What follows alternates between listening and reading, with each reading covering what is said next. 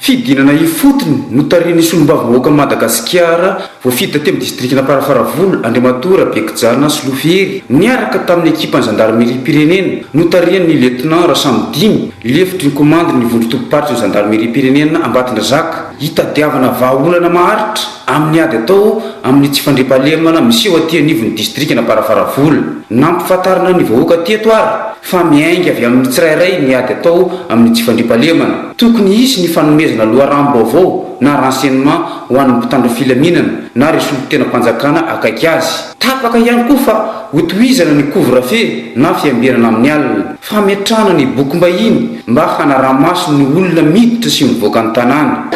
miaina anaty fitebidebena tokoa ny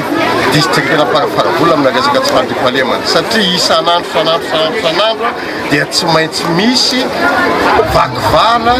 fatolona amin'izao fotoana zao dia miezaka izahay mitety andreo commune-nareo amin'ny fanentanana ny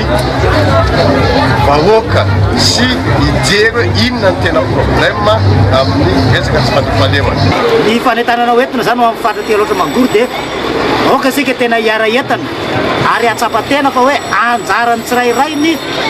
fitandronany fandriampahalemana fa tsy hanolotokana fa any besiny maro izy io dia mba samy fahatsapatena dia samy anao ny ainy tsy ho zavatra fa tsy isy anafinafina ary kely soroka ny vahoaka tsirairay atsapatena fa tena hoe avy amin'ny tsirairay ny tsy fandriampahalemana sy ny fampandrina fahalemana ny tany.